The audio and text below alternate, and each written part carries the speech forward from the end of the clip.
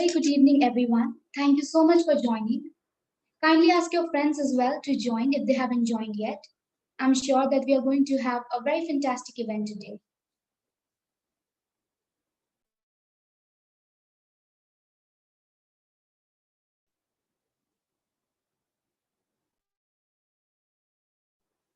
We'll be starting with the event very shortly.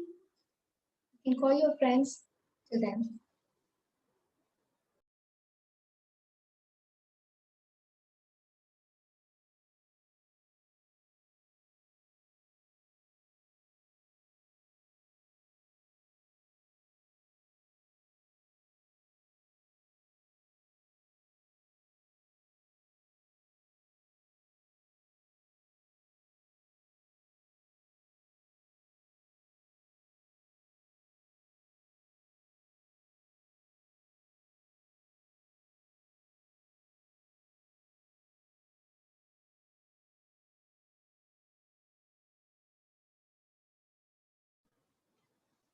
My dear audience, I apologize from my team side that we had the delay, but thank you so much for your patience, and we will surely be starting the session very soon. Until the time we are starting, we can have some fun questions. So if you can see the chat box, please answer it in the chat box. The first question is how interested you are in quantum computing. Let me see the answers. Are you very interested, or are you a little interested, or not interested? Are you wondering how you ended up here? The chat box is open for all. Kindly put up your answers.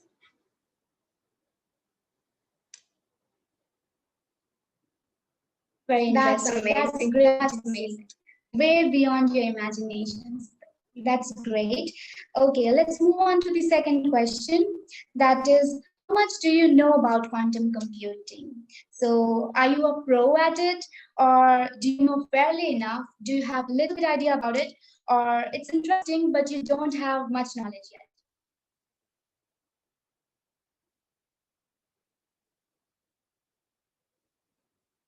Please post your answers. I can see answers. Okay, little idea, beginner. Okay, and you come to the right place because this session we are going to explore this idea about quantum computing. Indeed.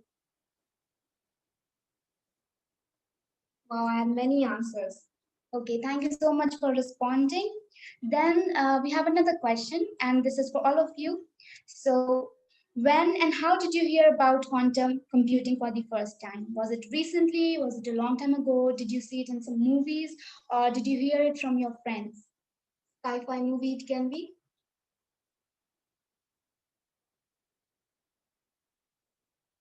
Recently, okay.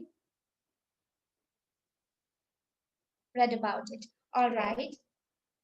Thank you for posting your answers. Let's wait for some more answers. You can put the answers. From the speaker, heard from Mr. Richard. Okay. We have the great answers. That's great. Wonderful. And this is the last question for you all. So, are you interested in research? It's a big yes, maybe later or never. What is your answer? All of you, please participate in the chat box and let me know your views. Yes, yes. Yes. Okay, that's wonderful. That's a big yes. Big yes. Okay, that's great. I can see lots of you doing it. Thank you so much. You can call your friends.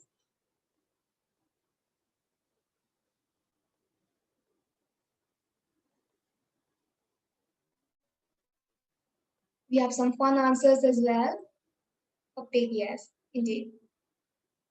We'll be starting the program very shortly.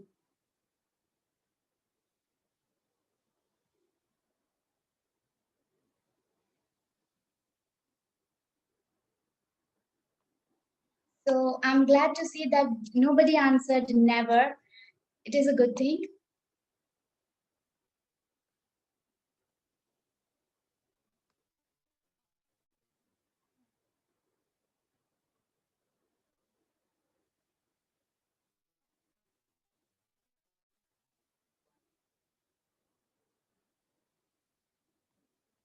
Okay, till then, the one who said movies, which movie did you watch for the quantum computing? And what sci-fi movie is your favorite? We can have that as well.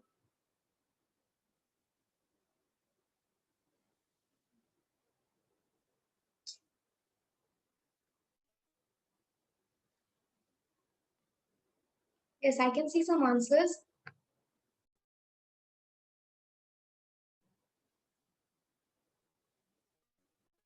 When you change the way you look at things, the things you look at changes. This was said by the father of quantum physics, Max Planck. A wonderful evening to my brilliant spectators. We are Thakur sisters. I am Ayushi Thakur and she is my twin sister, Astha Thakur, and we welcome you all to this radiant session on quantum computing with Dr. Rukhsan-ul-Haq. In this session, we will be inching closer to learning the importance or more about the importance, utilization, and perception of quantum computing that is much talked about the topic. We will also discuss what quantum computation is, what it means for us and why is it so important, or how we can pursue a career in it or other related fields. And today we are more than honored as we have such a diverse assemblage. We have professors and doctors, we have students from CSE department, other engineering department, MSc, MBA, BPA, BCA, and even from school level. We have national and international students. So I'm really glad to see you all here. Thank you so much for joining. And in today's session, we'll be having a presentation by Dr. Rukhsan-ul-Haq. And later on, we'll be having a Q&A session. So if you have any questions during the session, please keep it with you. You may also note it down if you want to. And in the Q&A session, when you will be getting the chance, please go on and ask your question. Now, let me introduce you all to Haq-Kauffman Technical Society. Haq-Kauffman Technical Society is the technical society of Chandigarh University. It is student-driven. And we had humble beginnings. We started with Haq-Kauffman 1.0, which was a department-level hackathon. Then we continued with Haq-Kauffman 2.0, which was a university-level hackathon. And then we had Haq-Kauffman 3.0, which was hugely successful, and it was a national level event. Carrying on with this idea, we had Hack One-on-One, which was a 2-month long session where we had expert talks for students during the lockdown.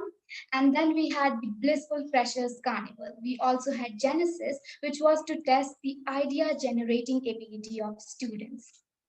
And in 2021, we had the opportunity to conduct the Google Hash Code for Chandigarh University. And I'm happy to say that we secured the 7th position globally. Google Hash Code is a coding competition at global level where students can showcase their coding skills. And on Women's Day, we had some very special virtual panel discussions. Without further ado, I would like to extend my heartiest greetings to the guest this evening, the immensely gifted and accomplished Dr. Rukhsaan-ul-Haq. Dr. Rukhsaan-ul-Haq hails from Jammu and Kashmir. Currently, he is working as the quantum artificial intelligence scientist at IBM. Formerly, he had been a Time Series Forecasting Analyst at Johnson & Johnson. He was also a Post-Doctoral Fellow at Zhejiang University, which is located in China. Sir is the founder of a community for mathematical sciences known as Kashmir Institute of Mathematical Sciences, popularly called KIMS. His work has been used and cited in IBM Qiskit. In addition to all that, he has an algebra to his name as the Haq-Kauffman Algebra. Sir, we count ourselves extremely fortunate to have you as a speaker this evening. I humbly request you, sir, now to kindly take over and enlighten us.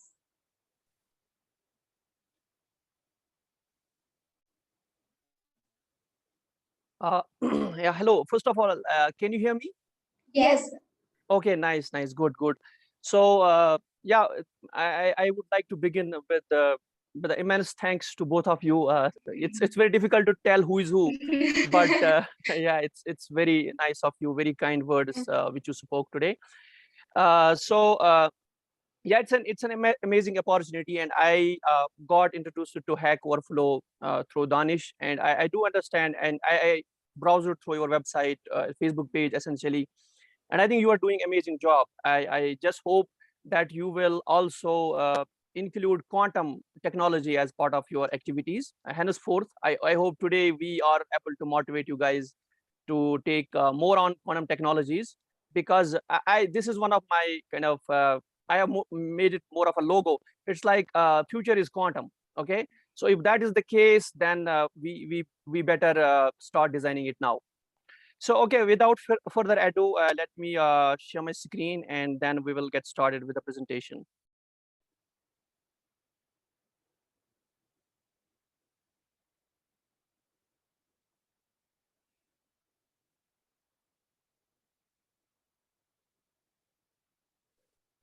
Let me know when screen is visible to you. So it is visible now. Okay, great. Okay, fine. So let me go to the full screen mode.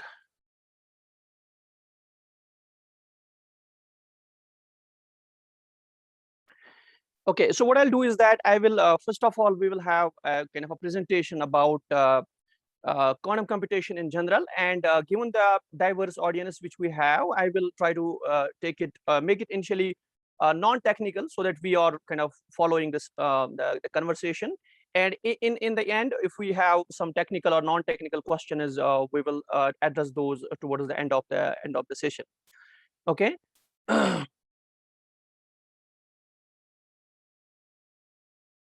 So let me just give a start by personal anecdote. This is myself standing in Johnson & Johnson office, where I was working as a data scientist. This is offices in Bangalore. And right at the table where I am standing beside a table, that used to be our coffee table. And we used to sit, my and my other teams. We were data scientists, and then some of them were senior data scientists as well. So all of them, I mean, their main domain of expertise or interest was data science, but still despite that, we used to have a lot of what I call as quantum conversations on that particular table. And I could sense that how much interest, how much fascination those data scientists coming from engineering background, some of them from mechanical engineering, some from electronics and communication, some of them from civil engineering, but all of them were coming from engineering backgrounds. And I think that's the reason why I think this personal anecdote is interest of some relevance in today's session, because I do assume that many of you are coming from engineering background. But even then, I mean, none of them was planning to work, neither were they working on quantum computation at that time, nor were they planning to do quantum computation sometime very soon. But still, I can sense that how much fascination those folks and my friends had about quantum computation. And we used to have sessions, and I think that's when these quantum conversations, my interaction with engineering friends started. And we used to have kind of, sometimes the conversations will go around 1 hour long, and we would in that round of conversations, we will forget about what we were actually working on that particular day. So that was a spell of quantum which we have. And I think today I would explain more why is it so that even those people who are not working on quantum computation as such, why should they feel so much of magical spell of quantum computing. And just for as a fun fact, by now I also have I'm an IBM certified kind of a scientist who can have quantum conversations. That time I didn't have.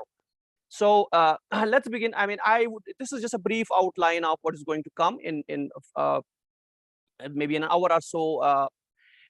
First, its whole session is, as I said, is going to be not very technical, because the motivation here is not to intimidate you with the nitty-gritty details of the quantum computation. Rather, it's going to give you a sneak peek of what quantum computation is, and what does it hold for us, for our future, and also what's happening in the quantum computation world as of now. So what we'll do is that I will take this sneak peek. I will tell you where are we standing in this quantum computing journey, which has started maybe some early 1980s.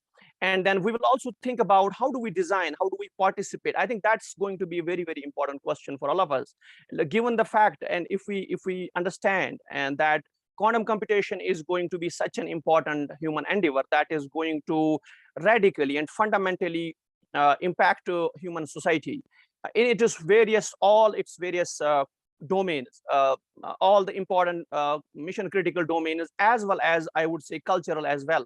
So if that is the case, the relevant question comes to our mind is that how do I get involved? How do I begin? How do I take my journey through this very, very interesting domain? Okay, so those will be also some of the questions about quantum career, or what kind of opportunities do we have, or what kind of challenges do we face. I want to start with a monumental event which happened in 2019. And if those of you who would have followed the news, what happened in 2019 was an important event in quantum computation. It was done by Google. It was called Google's a quantum supremacy experiment. Okay, what did they do first of all? So they took a kind of a one quantum task, which is called a boson sampling, and they wanted to show that they can achieve quantum supremacy using a 54 qubit device which they have made, which was called a Sycamore. It was 54 qubit quantum processor which Google had manufactured, and they had this world's well-known experimental expert on superconducting chips. His name was John Martinez, which unfortunately later on has to leave the Google, but he was that time involved in that experiment. So what did they do? They used this boson sampling computational task, and using that they showed that if you have only 54 qubits, which is not so easy to achieve, but if they had achieved 54 qubits device, and then within 200 seconds they were able to achieve which according to Google's claim, the fastest classical supercomputer will take 10,000 years. Now this is simply huge, and the immediate question is that is it really true? Is that has been achieved or not? Okay, and then naturally many questions came after this paper. This paper came online in Nature 23rd October 2019, and after that many questions. There was a huge active debate online. Many quantum experts asking the questions, or sometimes also sometimes cross-checking whether what has been claimed by Google is true or not. Okay, but nevertheless, it's not important for us whether it was true or it's not true. It was what is going on in the quantum computing world. So what is, first of all, quantum supremacy? So quantum supremacy is this. It's like following. Let's say we say that quantum computers can do a lot better than classical computers, and how do we quantify that thing? So quantum supremacy is a measure of that. So you take some computational task which cannot be, if you do it on classical computers, it's going to take lot of time. Okay, if Google says 10,000 years, nobody is going to run their jobs for 10,000 years. We are not going to wait for weeks, forget about years. Okay, and if you take this computational task and you run it on a quantum device, and this task is such that it can be run for a reasonable time can be achieved on a reasonable time only on a quantum computer, and classical computers are going to take, let's say, exponentially long time.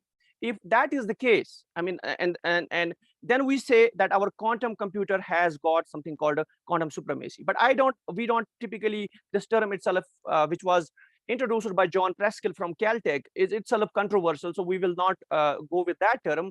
We'll use the quantum advantage. So quantum advantage is this statement about any algorithm which you run, such that when you run it on a quantum computer, it is taking you some reasonable time. There's a speed up, there's a huge speed up on a quantum computer as compared to the classical computer. This is a statement. Like, there are many we are not just saying about if you have heard of Shor's algorithm. In the Shor's algorithm, you just cannot run it on a classical computer. You just have to run it on quantum computer alone, and then quantum computer itself should have lots of qubits in thousands. Then we cannot run Shor's algorithm as of now. We have to wait until we get thousands of qubits.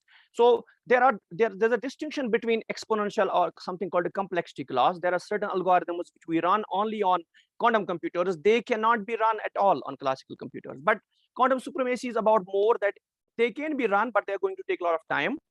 And that is what many of these quantum computing tech giants are trying to achieve as of now, that we achieve something called what a milder or a more polite term is the quantum advantage, which we use at IBM. That is the same statement that you take some algorithm, if you run it on a classical machine, it is going to take a lot of time, or it's not just about time, it's about computational resources. It is going to take unmanageably large computational resources. It can be in terms of memory, it can be in terms of processing time, it can be also in terms of how long it's going to take to get the final results. Fine. And I just want to remind you, let's say if you run these deep learning based algorithm, let's say we have lots of developments in natural language processing. One of the important developments was in terms of something called a transformer architecture. And now if you run this transformer architecture, if you do not know, let me tell you, it has millions of parameters to tune. Okay, and that is a huge task. How do people like the transformer was introduced by Google, how do they manage to run these calculations? They are using something called tensor processing units. They are like, I'm not talking about even GPUs. Forget about CPUs. We are talking about TPUs. They are using tensor processing units, and then they are doing calculation. So which means if you want to run any of these things, any of these transformer architectures in your laptop, or maybe reasonably good resource which you have at your university, it will be still difficult for you. It's going to take you a lot of time for training the model, or for getting the results, testing, validating, and all that. So what these people are doing, like is Google, IBM, Microsoft, and other tech giants, they wanna validate, they wanna showcase that quantum computers, this is the first order business, that we want to show that quantum computers can give us these practically very important speed ups and other advantages. That is the notion of quantum supremacy, and that's why in 2019's Google supremacy experiment is really important. It was a landmark event. I think their result is kind of reliable to a large extent, but even then people were trying to reproduce those results. So that is where we are. 2019, a big leap, I would say, into the quantum computing journey. After that, something bigger, I think another landmark happened in 2020. Okay, what had happened that year? It was last year. We were kind of ripping under pandemic, but simultaneously there was a big development on quantum computation. I mean, usually we buy stuff on Amazon. That's kind of a customary. So we may now ask, can I order quantum computers on Amazon? Well, you cannot. You cannot order your quantum computers. You cannot buy quantum computers on Amazon. We are not there yet. However, you can still buy something on Amazon. What is that? You can buy quantum compute, which is like computational resources. If you want to run something of any of your jobs on a quantum computer, you can go to the Amazon. You can create account with them, maybe initially a free account, later on a paid account. Then you can run your jobs on quantum computer. What they have, which kind of quantum computers are available on Amazon?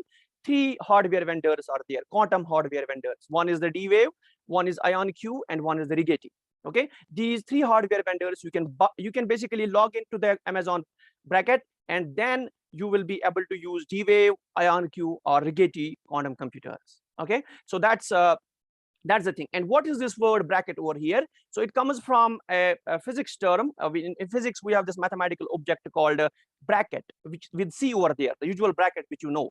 So what Paul Dirac was one of the pioneering physicists, quantum physicists. He gave us Dirac theory and many other things. So what he did is that he just dropped the C term over there, and then we have a bracket. Okay, bra and ket are the two, they refer to the quantum states. These are the states of a quantum system. We have a ket state and we have a corresponding conjugate bra state. So now in 2020, the quantum compute became available on Amazon. You can go on Amazon. Actually, now itself, you can go to the AWS bracket. You will see, under the free account, you will be able to use quantum computers.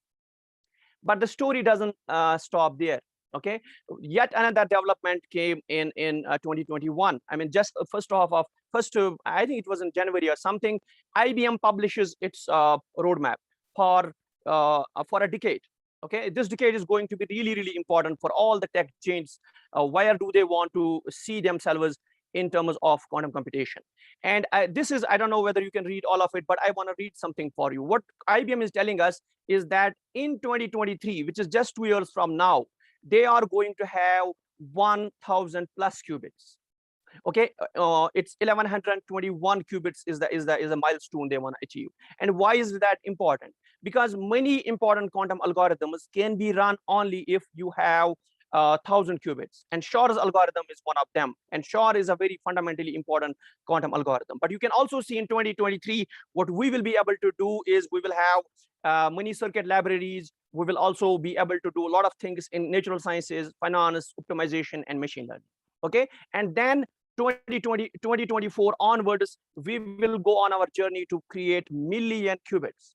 Just last week, I was just reading another news. There is some startup which are claiming that they will also have million qubits available in 2025.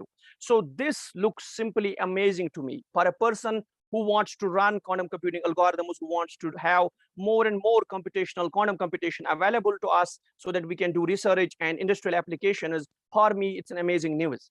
And not for me, in fact, it's for amazing for each one of us, even if you do not or you are not practically involved in quantum computation, but these developments will have an impact on your own personal life.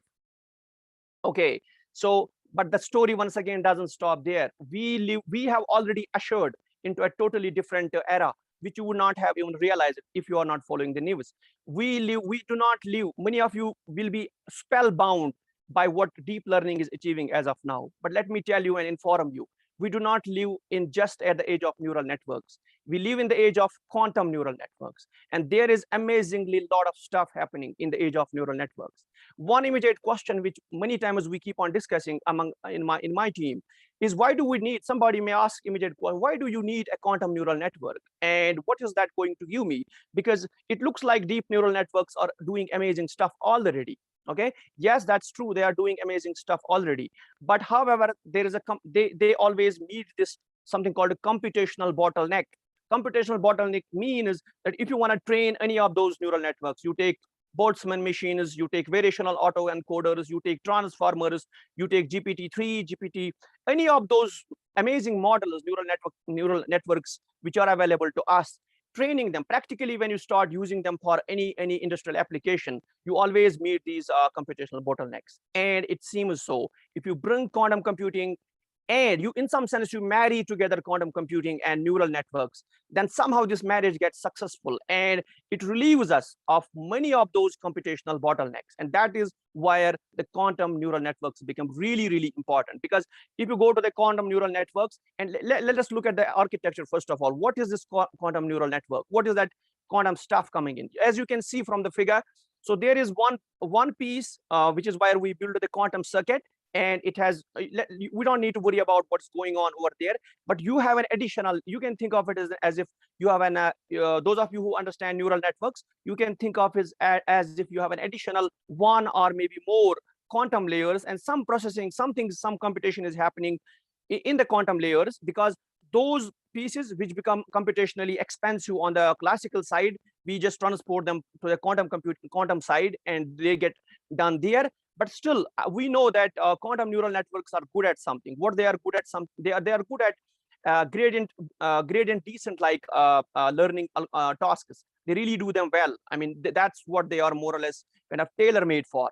So you can divide some part of your computational task, and if it is more expensive, send it to quantum circuits, and the lesser expensive piece can still be done conventionally. And then you kind of build your pipeline is in such a manner that data flows. You have a pipeline in which the quantum circuit is done, it sends this data to the classical one, and similarly, whenever quantum classical needs some data from the quantum, that goes on. So there's a kind of a feedback loop over there. And what we have seen, I mean, I will just go to my next slide, in which I want to say what happens. Let's go into the more details where quantum neural machine learning is really has been successful. And quantum machine learning, for some of you who are interested in getting into research or want to get involved in this thing, I would say quantum machine learning is one of the hottest areas we have as of now, because you will do conventional machine learning or deep learning, you will get stuck there. You will practically not be able to make progress. Then you will have to definitely take advantage of, as we call as quantum advantage. You have to surely bring what I call is, in my language, we need to bring quantum advantage to our deep learning. Without bringing quantum advantage to our deep learning, we will always have those, in some sense, get stuck in those local minimas, and it's very difficult to kind of get rid of those local minima. So what do we have quantum machine learning? So as you can see from this table over here, so we have depending on the vertical axis, we have type of data, and on the horizontal axis we have type of algorithm which we use. CC is the conventional one. In CCs we have a classical data, we have a classical algorithm. It is the CQ and QC which are interesting as of now. QQ is something which is, that quadrant is maybe out of reach as of now. We don't have full-fledged quantum computers available. When I say full-fledged, by that I mean we still have some noisy quantum computers. That's where we are. We live in quantum computation point of view, we live in a era which is called a NISQ era, which means we have noisy devices, we have intermediate scale devices. I mean, the biggest device you have in IBM is around 53 or some qubits, something like that. Okay, so we are still there, and if that's the scene, question is, what can we achieve even with those noisy devices? Okay, we can still do following. We can take either CQ situation or QC situation. In the CQ situation, you are using data, classical data. I mean, you are image, text, numerical data, whatever you have, and you use a quantum algorithm. Let's say you want to use quantum optimization on the classical data. There are algorithms for that, and people are using it, and it is working. Not only is it that it's working, but it's also giving us some speed ups. It may not be always you get exponentially larger speed ups, but it is always, almost always, I would say, it's better than the classical. Therefore, there is no reason why should we stop ourselves. Why should not we get involved? It's kind of absolutely necessary. And then we have another situation where we have quantum data, and then you use a classical algorithm, which is more or less when I was talking about quantum neural networks. That's when it gets implemented, because you have a quantum circuit. In a quantum circuit, you always will have quantum data, because your data will get stored in qubits. So you will have quantum data, but after that, you can pass on your data to your classical optimization algorithm, gradient descent, or any of your conventional neural network, and that's when you will get your job done in a QC scheme. So it's like this. I mean, we have whatever advantage we have on the quantum computing side, and we have the best of the state of art from deep learning, or from the classical side. And from the classical side, as we know, deep learning is the best of it. So it's like bringing the best of the two worlds together and taking the advantage of it. And who will not do it? And what do we have? What is the kind of a menu card we have available in quantum machine learning? What kind of stuff we can do? Quantum optimization, it's like just a quantum version of the usual optimization. Similarly, we have different kinds of quantum neural networks. Maybe I'll come to that in a later slide. And then I have something which is really important, and which I am personally fond of, something called quantum support vector machines, or quantum kernels. And we know support vector machines are very, very important classically as well for solving nonlinear problems, classification problems, or even regression problems. And here is the thing: if you use quantum kernels can achieve something which classical kernels can never achieve. Let me repeat: quantum kernels are so important, they are so powerful, that you can never achieve using classical kernels, or you using classical support vector machines, that what you can achieve by using quantum kernels. So there's a lot of I think motivation and interest in using QSVMs for our various machine learning tasks. Then we have the kind of a quantum analog of these convolutional neural networks. We call them convolutional neural nets. Similarly, we have quantum versions of recurrent neural networks. Similarly, we just, I mean, this is the interesting piece. We also have a quantum linear algebra. I mean, we can separately go into those details, but what does it mean? It basically means there's something called a HHH algorithm. What it does is that it makes your I mean, if you have to do linear algebra, typically you will use the C++ BLAS libraries, or maybe LinPack or LaPeX. Those are the kind of state of art which we have in classical linear algebra. But quantum computation can help us even making matrix multiplications, linear algebra, solving inverse problems, eigenvalue problems. All of that can be made faster. And I think it was already done long ago by some people from MIT and the collaborators. It's called HHH algorithm, which makes it quite faster than the classical one. And why is linear algebra important? Because as many of you will know, linear algebra lies, numerical linear algebra lies. It is the workhorse behind everything which happens. You know, NumPy, SciPy, TensorFlow, PyTorch, all of it just behind the scenes, it's the numerical linear algebra. Okay, so we have a full-fledged, in case you don't know, we have a full-fledged computer science department, okay, which is called quantum computer science. And this is Andy Mermin long ago. I don't know, this book was written around 1990s maybe. What do we have on quantum computer science? Okay, we have quantum processing units, quantum programming languages. Yes, hell yes. We have different kind of programming languages. I mean, it's not, when I say programming languages, I say in terms of the syntax, semantics of those languages when you start writing your compilers. So then we have quantum Turing machines, lambda calls, everything is brand new over here. Okay, and I don't know whether that intimidates you or whether it fascinates you, but here that's the ground reality. Okay, so let's take a pause and think. Okay, we talked about lots of developments which are happening right now when we are talking about it. These things are happening, and when we are talking now, I am sure many researchers and scientists will be posting their papers on the archive just now when we are speaking. Okay, so that is the pace of the developments happening in this landscape, in the quantum landscape. But where did it all start? Okay, like many great ideas in quantum physics, this idea also started from Richard Feynman. At least he played a very motivational role. The time was 1980s, early 1980s. There was the first conference which happened 1981. It was the conference on physics and computation, and Richard Feynman was there. And he was saying, basically, he was asking this following question. He said, okay, you guys are doing a lot of good stuff. You are doing a lot of computation, and this is good.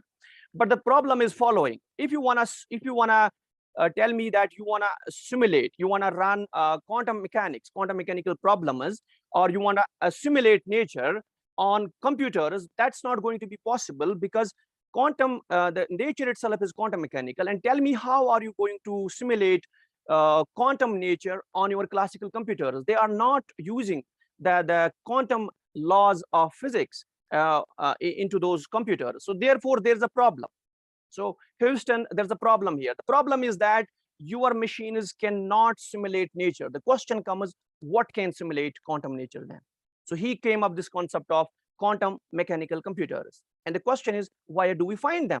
So you don't find them. They are not there. And as Richie says, that it's not so easy to make them. This is a very, very difficult problem. 1981 problem was defined that we got to find quantum computers. And we, in that statement of that quote from Richard Feynman, there is a definition of what a quantum computer is.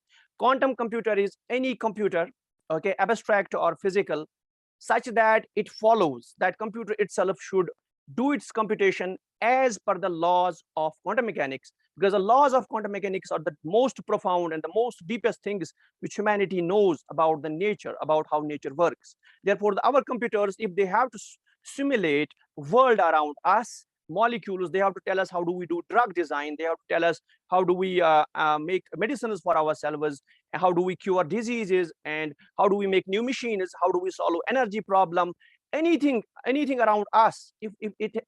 If it has to tell us, we have to come up with a new computer, which is quantum computer, and it follows in some sense, it follows the laws of quantum mechanics. And what will that mean for a computer scientist point of view?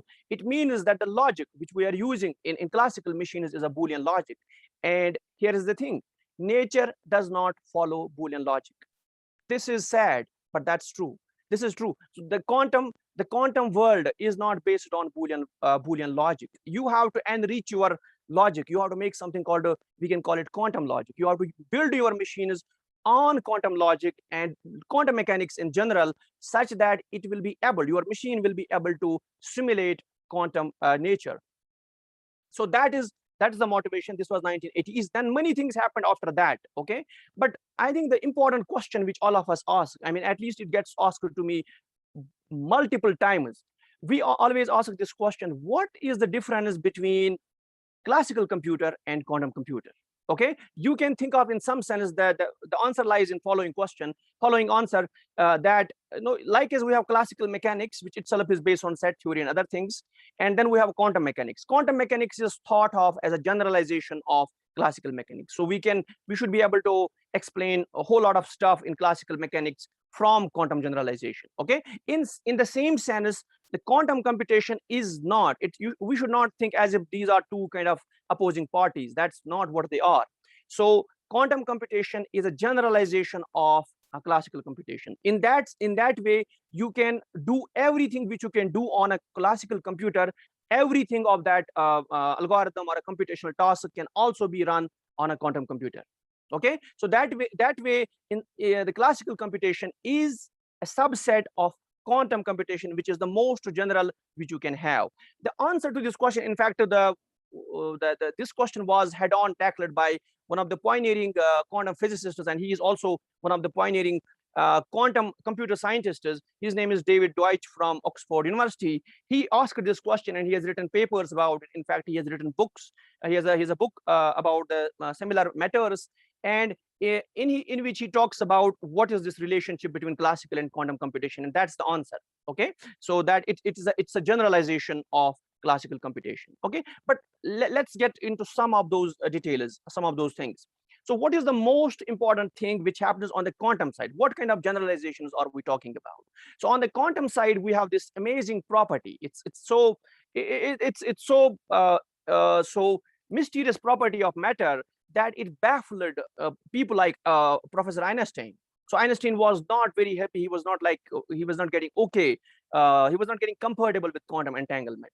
But for us, quantum entanglement is a computational resource. You can use this resource like as you use processing, like as you use memory, or like as you use any computational resources. That way, quantum entanglement is a computational resource. But it is available only on the quantum side. On the classical side, we do not have quantum entanglement. So if you look at the figure on the left side, so you will see on the classical bit we have only two options. You have a kind of a zero truth value, and you have a one truth value. That is the world you live in. I mean, it's just a two-dimensional black and white world. Very, very boring. So then you go on this sphere, which you see in physics we call it block sphere. But you see, not only is that you have a 0 and 1 state over there, okay, that are already there, that are by definition there. But in between, you see there are many other states, like as you see 0 state plus 1 state under root of 2.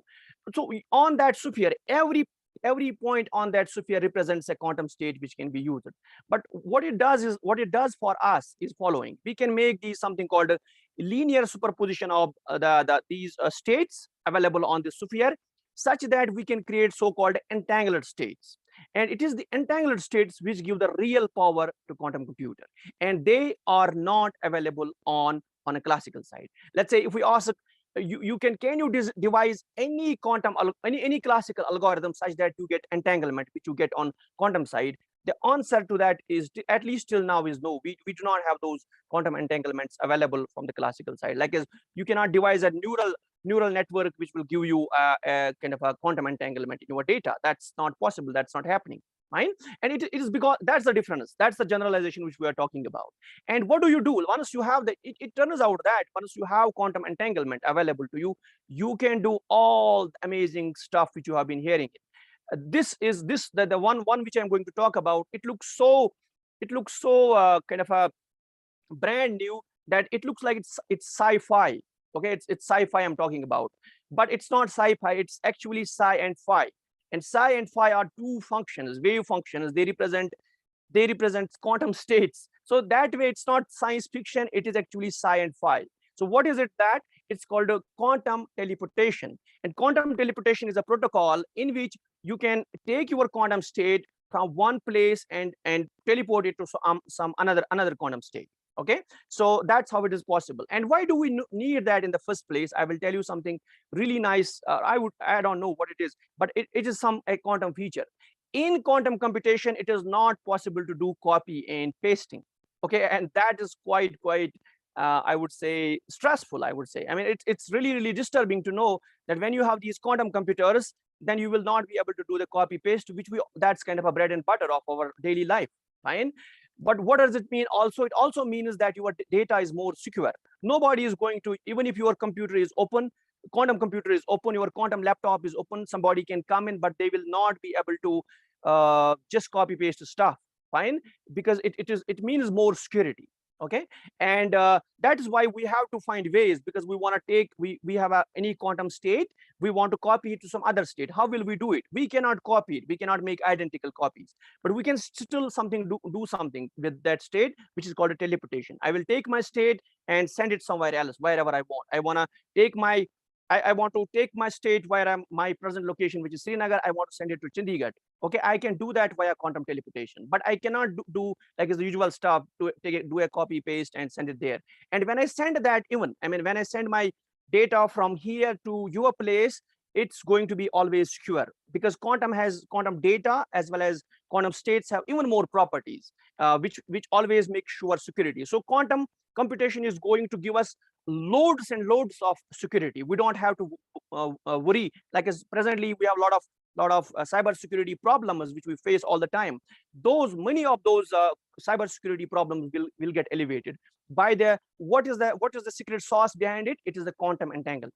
Quantum entanglement is doing the magic here. And let's see what happens in this another figure. We have two people, quantum friends, Alice and Bob, and Alice wants to send something to Bob. And one way is that she can send it via classical channel, but classical channel has its own problems, security and other things. So what she can do is that she can take her state, which is X, and she can get it entangled. She can make an entangled pair between X and some another state called N. And then now we would have created an entangled pair.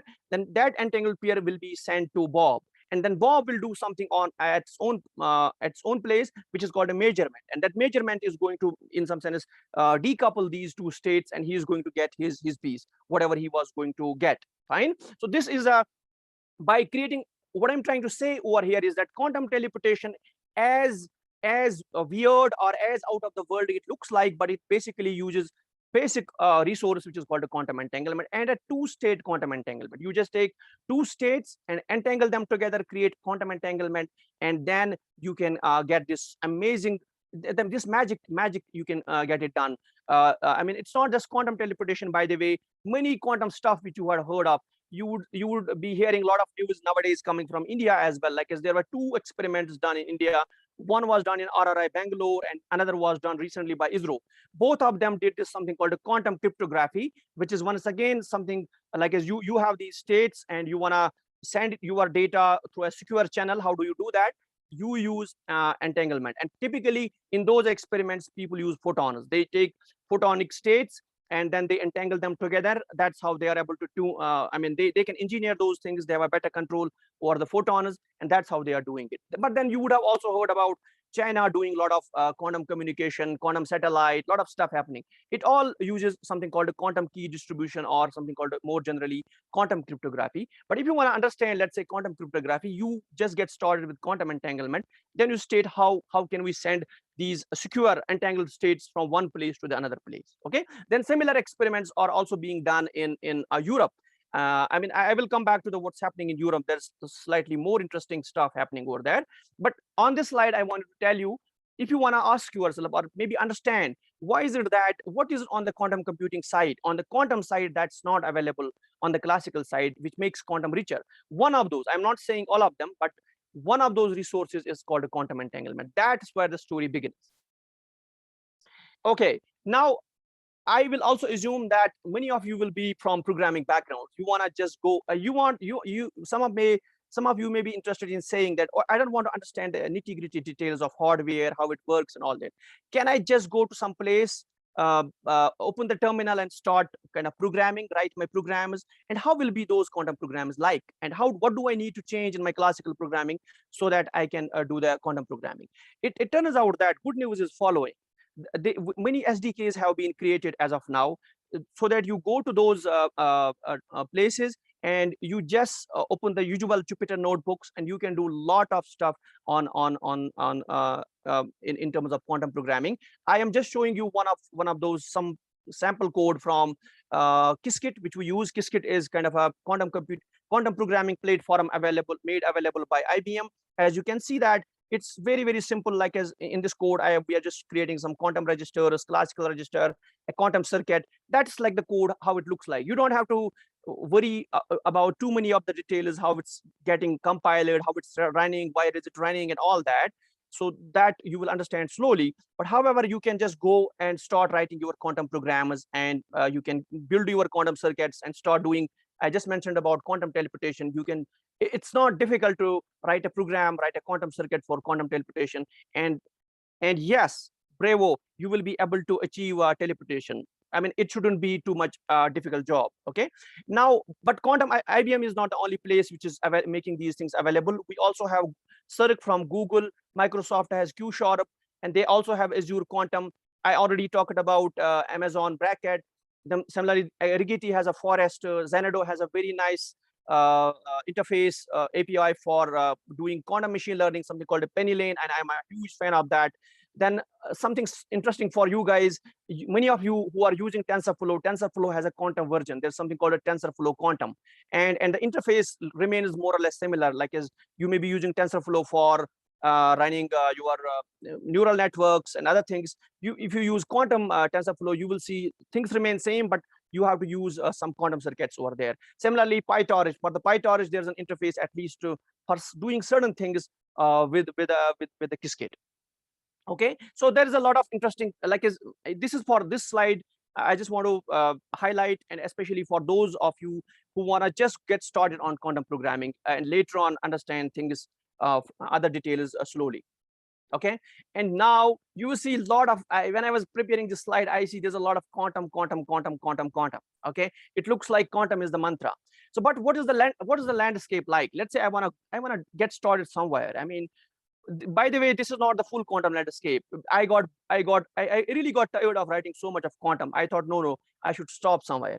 So here is the thing. If you want to do quantum machine learning, what you have to do, you have to basically figure out what is this quantum neural network? Where is this quantum piece coming in my neural network? And as I said, these are some layers which are coming in. Then once you have that, you will be able to create quantum convolutional neural networks, quantum RNNs, quantum GANs, and then QNLP, which is something which interests me a lot. We also already have quantum natural language processing, and this also started more or less. Some successes came up in 2019 and 2020 more, and this year they're definitely continuing. Similarly, in quantum optimization, I have just mentioned a couple of algorithms over there, quite well-known algorithms.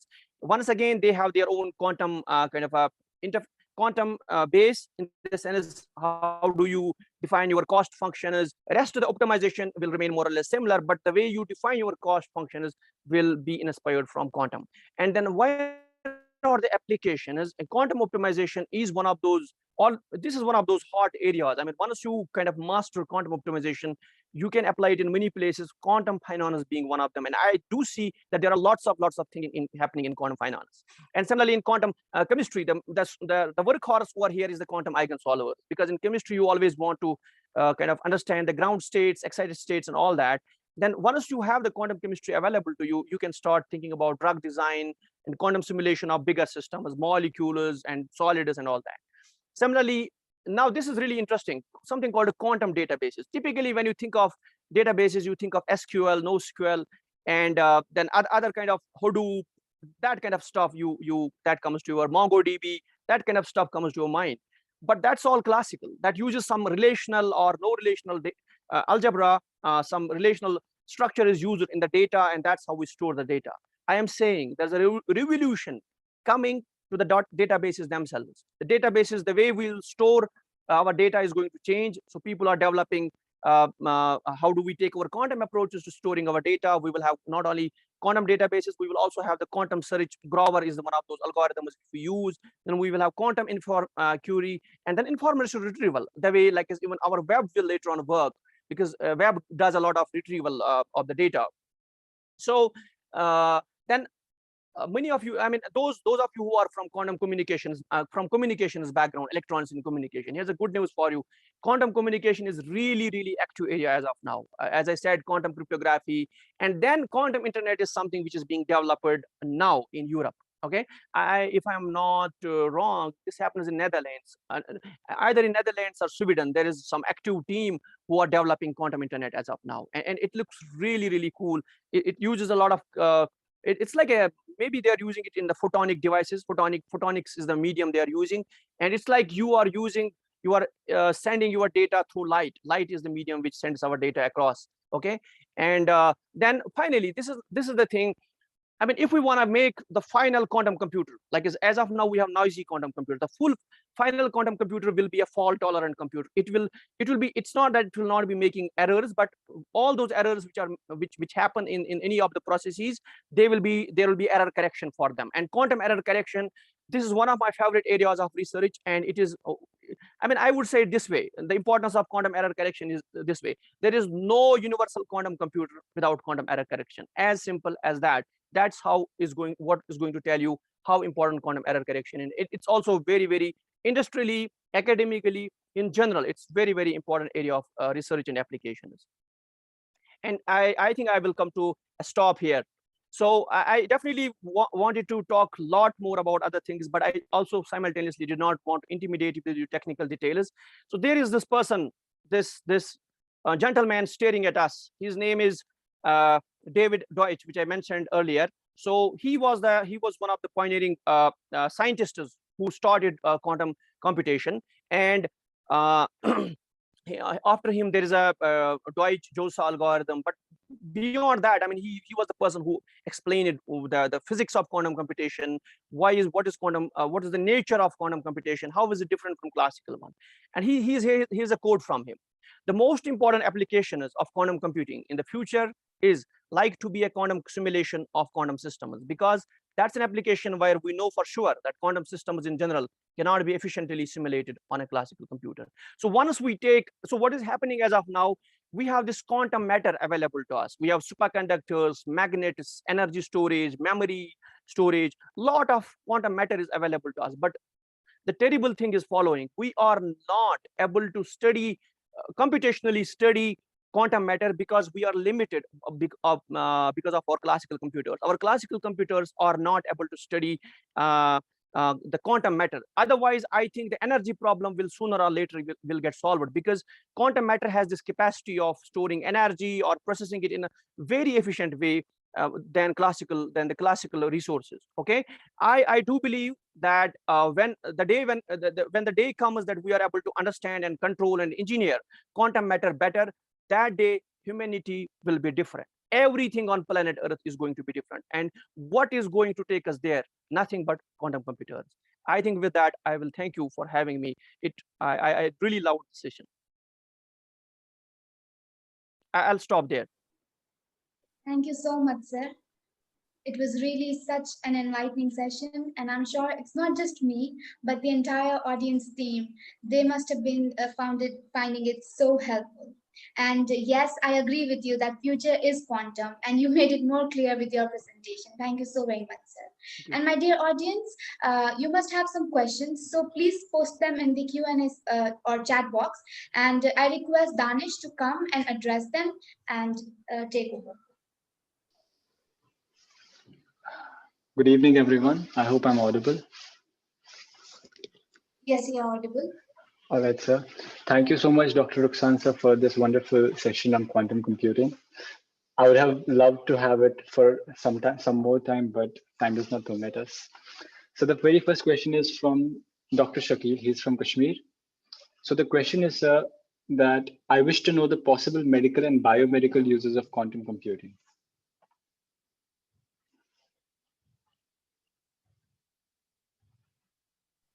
Okay, so yes, yeah, I did not touch on healthcare. I just mentioned briefly about drug design. But let's say I'll say this way. Let's say we have a lot of medical data, okay, and we want to understand that data better. If I take first of all a data science point of view, so many times what happens is that, as I said, let's say there may be images, there may be text, there may be many things, and when you try to use your classical neural network based algorithms, many times you may get stuck over there. and that is where there will be a one computational kind of advantage over there. You can be able to do and process them in a lot better way. Okay, and then there is something more as well, which is like which is more on a quantum biology side. Let's say quantum biology is slowly making progress. It's marching forwards, and I'm sure many of the things which from a healthcare point of view, which we will not be able to know, we will not be understanding certain diseases or not, we are not making progress on them. So especially the ones from the psychology side, like I don't think, I personally I'm not convinced that we're making a lot of progress when it comes to cognitive disorders, when it comes to psychological problems. It looks like classical medicine is more or less stuck. So there are some people give antidepressants and other stuff, but I would say we would like to understand those diseases better, and quantum biology and quantum physics may play an important role there. And that's like, I would just mention, I will stop there on two suggestions, but let me also add, this is my personal perspective, but let me add on IBM's perspective on that. IBM is definitely interested in taking on healthcare, and I think many industries are, many tech giants are interested in healthcare, because that's mission critical kind of a domain, and there is progress happening, I would say, from IBM side on doing more towards healthcare. Thank you, sir. I think it answered his questions. And this other question is from Akhil. It is that what if quantum supremacy is actually achieved? What can we do with that? Okay, no, that let's say we trust Google, whatever they have said. I mean, I'm not saying that we should not. It's just that in science, it's not that you do an experiment, whatever results you get, and you trust them. In science, it's always, we have to reproduce those results. We have to do those experiments again and again to make sure that those results are reproducible. Then only it becomes a piece of science. Otherwise it's an accident. So let's say we have achieved those results which they did, Google, because they were doing something called a boson sampling. That it means following thing. It first of all means that with 53 qubit device, okay, we can do a lot of things quantum on just if you have 52 qubits, and we already have, IBM has 53 qubits, DV has already many more qubits. Okay, it means that we can run more quantum algorithms on our quantum computers, present quantum computers. But it also means a huge step ahead. Fine, we can use that quantum supremacy. They use something called a boson sampling. Maybe we can try some other similar experiments and then find their industrial applications. So yeah, it means a lot. It means a huge step ahead. Plus then we can also go ahead and try to use, find supremacy, quantum supremacy or quantum advantage for more challenging experiments. Like as they use boson sampling, we can try even more challenging experiments and see whether our present quantum computers are able to do that. Thank you, sir. So there is another one from Arish. It is, why is a quantum computer so fast as compared to classical computers? So my personal take is that it is more or less coming from the fact that we don't understand quantum phenomena. If there is a way that you can analogize how a quantum computer is so fast, like a qubit or something, it would be better, sir. Yeah, sure. Yeah, I think this is one of the questions which gets asked, and it's a really important question. One way of, I think one basic way of understanding why is it that quantum computers are faster, they are definitely going to be faster, is the answer given by this particular gentleman, David Deutsch. So he was let me tell you why he was interested. He was not interested in technology. He's more of a kind of a foundational person. Okay, he got interested in quantum computers because he was interested in something called parallel universes, a multiverse and other things. Okay, and he understood it this way: the quantum mechanics comes by intrinsically, quantum mechanics or quantum phenomena are parallel. Okay, which means, let's say a superposition happens, a particle goes from one place to another place. Classically, it can take only one path, but quantum mechanically, it can take many parallel paths together. In fact, in ideal situation, it should take infinite many paths available to the particle. Okay, so any quantum process, when you do, they are inherently parallel. This is called quantum parallelism. I am not talking about we need to make parallelized stuff and all that. No, this is like inherent quantum parallelism, which is available in any, not only computation process alone, but in physics in general. Physics by definition is quantum physics, quantum mechanics is a parallel. It works in a parallel fashion. I think that is one important ingredient which makes quantum computers much faster than classical computers, because in classical computer we have to it's an extra element to parallelize our processes, our computational processes, but in quantum side it happens automatically. All right, so the next question, I would like to club 3 questions from Pankaj and Prabjeet. So the question more or less is that how can we start a career in research and in the field of quantum computing, and what are the current opportunities for undergraduate students in quantum? No, I would say, I mean, I think I just wanted to, I made it implicitly clear through my presentation that opportunities are huge. They are so huge that I mean, to be very crude, you can't even imagine them. You can't even imagine how huge they are. Let's say you have to trust me on that. Okay, if you trust me, then where do you begin? So I would say do 2 things. If you come from computer science background or a related background, programming background, I would say start doing programming, learn how to run these quantum programs on one side, and then simultaneously and parallelly you also start learning more about quantum. Let's say quantum essentially uses a lot of linear algebra. So if you are good at linear algebra, you should be able to understand what's happening on the quantum computation side. Let's say what's a qubit, what's a quantum circuit, what are quantum gates, how are they different from classical gates, that kind of stuff. And also do apply, there are many internships which are available, okay, like as IBM sometimes IBM has its own internship programs. Then there are internship programs. Canada is a big place where many startups are there. Xanadu is one of them, and they keep on advertising many positions. So my suggestion is first to you just pick up some of the background from the programming plus some basic stuff. And you can also, there are many courses which are also available. There are some, like if you go on YouTube also, and then you also register from courses, online courses. Recently CERN ran a course. Similarly, you may have many other courses running, and then take those courses, make yourself more comfortable, and try to program also, write these quantum programs, try to understand. And my guess is that within 6 months you should be there. I mean, you should have picked up the basic stuff with the right guidance. And I'm sorry for this advertisement here, but I also run a course on quantum computation, and we're going to run more courses on quantum computation. If you feel like taking that one, you can also register for that one. But this was an advertisement. Sorry for that. Thank you so much, sir. And there is another second. Could you please share the social links with the students? You mean my no, I didn't get this question, Danish. So I mean your LinkedIn profile, if students may want to reach you, your email ID. Yeah. I would love to hear from quantum enthusiasts. I always welcome them. So you can I am on LinkedIn, and you can surely do you want me to share with them now, or shall I do it later?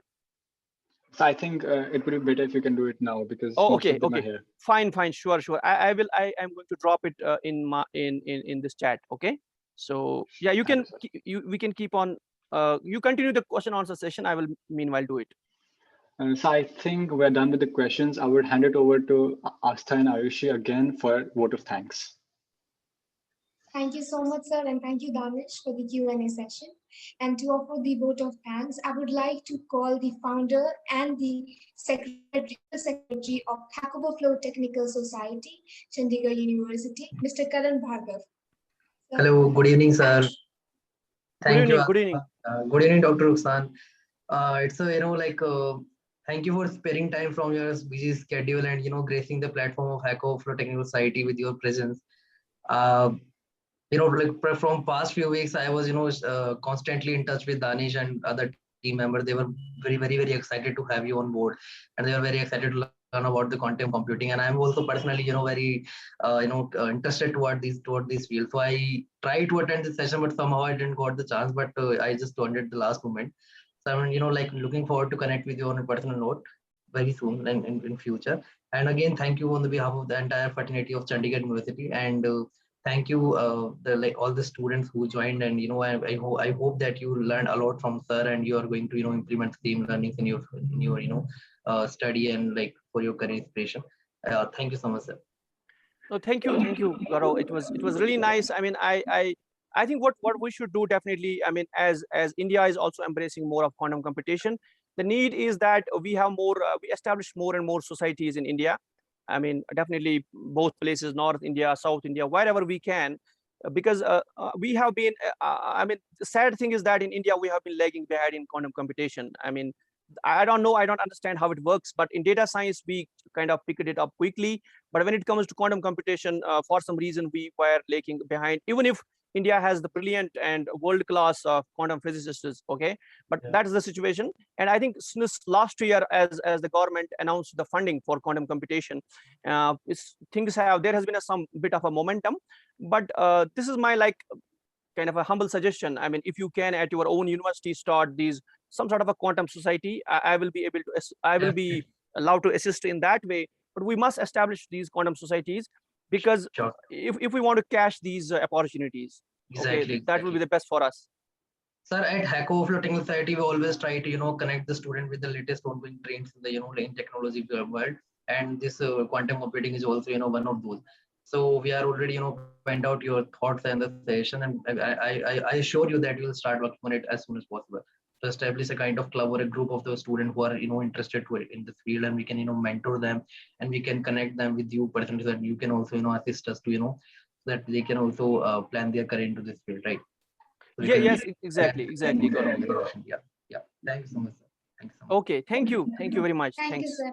It is Sorry said that sorry to interject, sir, but I'm not able to get the chat up and working. Could you please read out your email ID out loud and your LinkedIn profile ID? Yeah, sure. Yeah, I think let me share my email ID. It's basically very simple. It's my name, Rukhsan-ul-Haq @gmail.com. I just wanted to make it as simple as that. So yeah, you can reach out to me, and I'm sure I will find some time to answer you guys. Yeah, I'll definitely I can promise on that. Thank you so very much, sir. And I remember what once Brian Herbert said. He said that the curiosity and the capacity to learn something is a gift, and the ability to learn something is the capacity, and the willingness to learn something is a choice. And I want to thank each one of you who are here today, who made the choice to learn something and to explore this fascinating field. Thank you, everyone, and thank you so much, sir. We are very honored to have you, and we are very fortunate. Yeah, I thank you, everybody. Thanks. I hope you all have a wonderful time ahead. Yeah, thanks. And thank you, Danish, for connecting us with Dr. Rukhsaan, and for organizing this webinar on the behalf of Haq-Kauffman Society. And thank you, Asta and Ayushi, for wonderful moderation. Okay. And along with that, I would like to thank the wonderful students who spared time from their academic schedule, and after attending the classes, they just came to attend this session. So I hope they learned something, right? And looking forward to organize such more session through the under the banner of Haq-Kauffman Society. Still, I guess we are done with the recruitment part. So still, if anybody is left with the application, if they want to join STS, they can look after the Instagram page of STS, and they can see what are the vacancies are available in which profile, so that they can also apply, and they can try to they can get an opportunity to become the part of the family. So thank you again. Good evening to all. Allow me to be. Thank you. Thank you so much, sir, for your time. And I hope the audience and all the members who are present here have a wonderful time ahead. Keep exploring.